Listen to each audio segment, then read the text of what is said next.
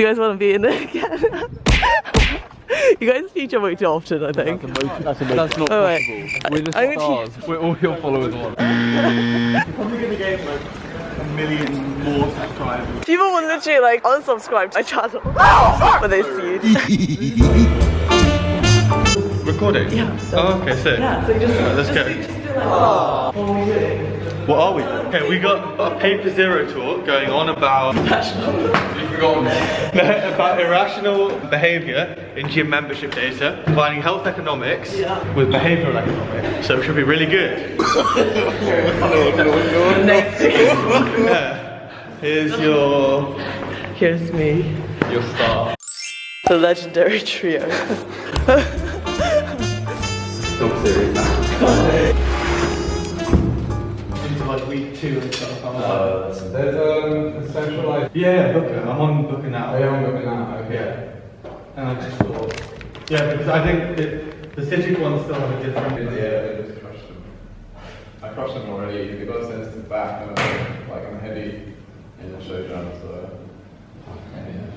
You go by 10-year, splice it by like 9. Okay. Here. And hi.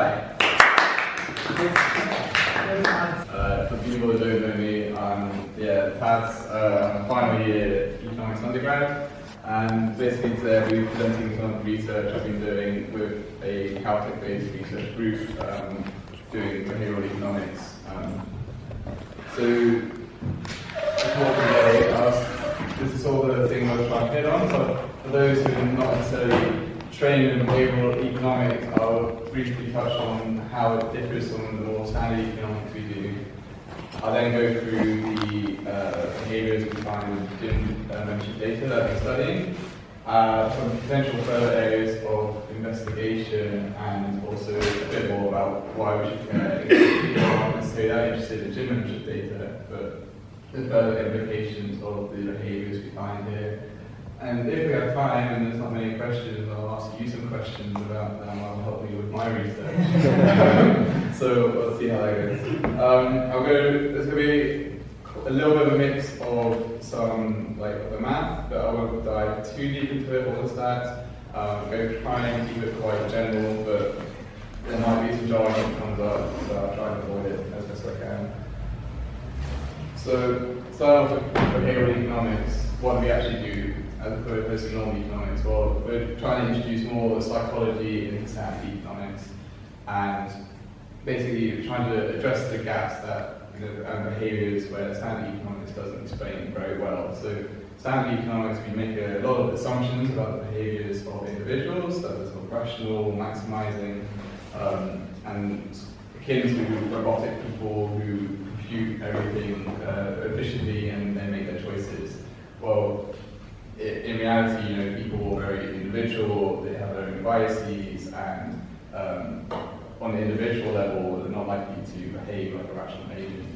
But it's very context dependent. So in some areas, we do see very rational behaviors, and usually this is like in finance, where when you're arbitraging and trying to maximize returns there, that's where we might see things like rational expectations holding better. But in more individual consumption decisions, this is where we might see a lot of behavioral biases come into play. The other thing is that we're not completely reworking the field of economics. A lot of behavioral economics is just modifying existing models to then better explain very context-specific behaviors. So in the models that we look at, so here's like a sort of standard model we might look at for the individual. So the first term we should look at is their maximizing, so according to a set of beliefs and a utility function. And a utility function is basically what they're consuming given their sort of state of being. So in behavioral economics, we will look at non-standard utility functions. So a standard utility function is usually built on preference relations, which are then mapped to a function that provides a number for how much utility an individual gets for consuming a certain bundle of goods. While in a non-standard utility function, those preference relations will be may not meet the standard assumptions that they're transitive and complete. With non-standard beliefs, so standard beliefs, we assume that people, when they get information, they update according to Bayes' rule in quite a statistical manner, and then maximize based on that. But with non-standard beliefs, people may not sort of update their beliefs as we would expect from statistics. And in non-standard decision-making, well, do people actually exhibit maximizing behavior? Well, we'll see in the gym membership data it's definitely not the case. And this can happen for various reasons, but usually people might be maximizing the wrong utility functions, so they believe they have one set of preferences that they're maximizing, but in reality, their preferences are mapped in a different way to what they are maximizing. And yeah, today we'll try and address all these areas with the models I'll be looking at. In terms of how we actually do behavioral economics, there's like a lot of lab experiments that go on in very controlled settings. So the ones I've taken part in have literally been like playing gambling games with one other person in the room, all staring at a monitor. They're like measuring, in my case, I'm measuring like eye tracking, and I had an EEG cap on, which was measuring brain waves to really understand like what was going into my decision making as I was gambling with another person. But they are very small scale with very high control, and you can really try and design these experiments to extract certain behaviors. Field experiments are usually when you're trying to influence a single behavior, but you don't necessarily have controls over everything else in the natural environment. So an example from what I'll be looking at today is that my data is actually sourced from a behavior change study of gym memberships, where they try to influence how much people go to the gym and try to induce habit formation by providing monetary incentives for people to go to the gym and seeing how that affected their behavior change after this sort of intervention. But they didn't have any controls on the natural environment in which this took place. And some more natural experiments is just looking at data more generally and seeing what behaviors you can extract it. So you get really large samples, and just using economic statistical analyses, you can try and extract certain behaviors.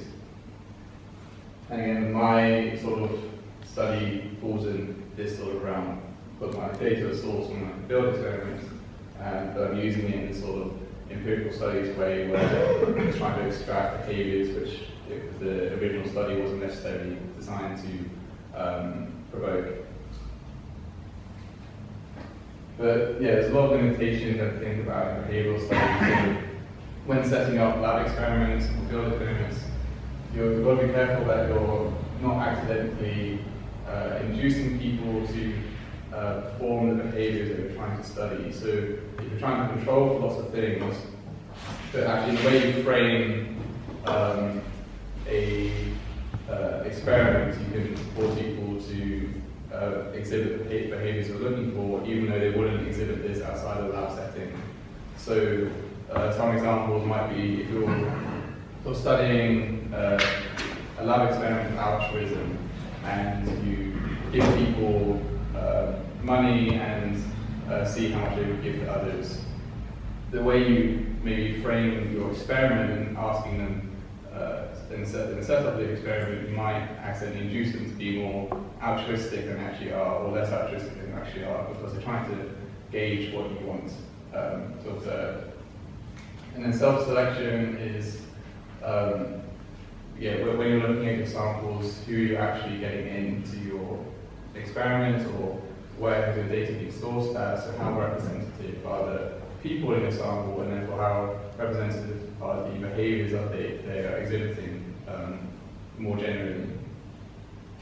And again, like both of these issues are in my sample too. So onto what my actual study was. It's based on this Delavinia and Armendia paper from 2006 called Paying Not to Go to the Gym. And they used a sample from the Boston metropolitan area from a number of gyms to demonstrate 8 different behaviors. And the combination of all these behaviours was difficult to reconcile with standard beliefs and practices that we assume widely in economics. And my original task was actually to replicate the findings of this paper because my lab group have an interest in trying to replicate social science experiments because there's big replication crises in this field because even people given the same data set can come up with vastly different results depending on their kind of like analysis. So they tasked me with seeing whether the findings here were actually reproducible with another data set. So this is the lowdown on their data set, so 7,750 gym members. They were looking at different contract types of gym membership, so comparing between day passes, monthly automatic renewal memberships, and these annual limited term where you paid the full price up front and then it didn't renew. And they made a number of predictions based on comparing what the rational agent would do versus the irrational person would do. So some of the things that you would expect in the gym membership data is that your price per expected attendance is less than your day pass prices. So given the opportunity to pay every time you go to the gym versus having a monthly membership and then averaging the cost of each attendance you have for having a monthly membership, you'd assume that the monthly memberships would be better value for money than just the day pass prices. You expect rational expectations, so you think that people are pretty good at forecasting how much they're going to go to the gym in the future. And with cancellation lags, again, if people stop going to the gym, you'd expect them to cancel quite quickly because the costs of those memberships going forward are quite significant. And average attendance per month should increase over time. And the intuition behind this is a little bit more tricky, but it's basically the people cancelling their gym memberships over time you would expect would be the lowest attendance. So the people who attend the least and therefore have the least value for money for their memberships would drop out the sample, and then attendance over time should increase because people should self-select out of the sample, and only the higher attenders are left as gym membership durations increase. But we don't observe any of that in the sample. So people are paying huge amounts per attendance that they really should be switching to day pass prices if they're rational agents. People are overestimating how much they're going to go to the gym. Cancellation lags are long. I think those two, anecdotally, you see a lot. People say they're going to go to the gym a lot. They don't. People tend to have these gym memberships and then never use them. And average attendance over time falls. So again, that's linked in the sense that the lowest attenders aren't dropping out the sample. They have actually got the longer membership durations, which again shouldn't make sense. They should be having the least value for money and therefore dropping out the sample. So, yeah, I use a lot of robust. This is what I was tasked to do, and my data set is a bit larger, so I had a much wider sample from around the US rather than it's located specifically in Boston. These are gyms that are majority of which are in California, but in several states throughout the US. We didn't have any annual membership contracts we could find, but there were lots of different monthly tiers of quality of memberships which gave you access to different quality of gyms. And we had close to 18,000 participants in our cleaned data set. And I also ran a survey at Caltech gym data to look at rational expectations. So there were lots of issues with the sample. So there have been a lot of estimation in terms of pricing, but they should be the algorithms I use provide a decent estimate of roughly what people were paying in terms of their gym memberships and the day pass prices they could have paid alternatively. And there's obviously self-selection to gym memberships, so the people who are underrepresented in the sample are people who are perhaps more rational agents who know that gym membership is not worthwhile for them, and that you don't see them in the sample at all because they didn't have a gym membership. but the results are pretty, they mostly agree with the original William India paper. So 38% of our sample could have saved money if they just didn't have gym membership, because they weren't using it enough. Here are lots of distribution plots of various statistics that are interesting. So average monthly attendance, the interesting one about that is the modal group is 0 to 1. So a lot of the sample had gym memberships, but the average attendance was basically 0. The average cost of attendance and the average day pass cost, that's the one that's found at this stat. And if you sort of compare the, sort of the middle of the average day pass cost and then track it up to the distribution of the average cost per attendance, everyone to the left is, they've got worthwhile gym memberships, but that whole long tail to the right extends far past 100 actually. They're all losing money by having gym memberships. They could have paid day pass prices if they cancelled their gym memberships, and it would be more worthwhile. And the monthly cost, depending on the gym types they had, is sort of smashing around 50, with one super expensive gym up in sort of the 80 to 90 range. The second finding was that people really overestimate how much they go to the gym. This is based on the Caltech gym membership data. So the blue line plot, that is based on realized attendance from the gym memberships. So this is looking at gym attendance at the Caltech University gym versus a survey of how much people say they're going to go to the gym each month. The sample roughly, the survey sample is roughly representative of the general sort of Caltech population. And as you can see, people expect to go around 14 times, but in the actual data, we only see people going around 7 times a month. And if you perform some transformations on this, it's not necessarily that people double how much they think they're going to go versus how much they actually go. It's more akin to people overestimating how much they're going to go by about 7 times a month, so 1 or 2 times a week. And this sort of is a pretty good fit, but I think the only thing that this simple transformation doesn't capture is we've got a bit of heterogeneity in the data, say up here, where it's possible that higher attenders have more of a scaled over expectation of how much they're going to go to the gym than, say, maybe the lower attenders. Finding 3 was that the average cancellation lag, so the time between people stopping attending the gym and then actually cancelling their gym memberships was 3 months. So that ended up costing people on average $140 just by not cancelling their gym memberships. Now, actually, we have a lot of people who are very on it, and there's a lot of people in our first month who, they cancelled their gym memberships and they kept them attending the gym right up to the point where the membership's cut off. But this tail goes all the way up to 68 months. So there's some people who don't attend the gym membership for 5.5 years and then didn't cancel it. And that person lost, what's the range on that? $3,400.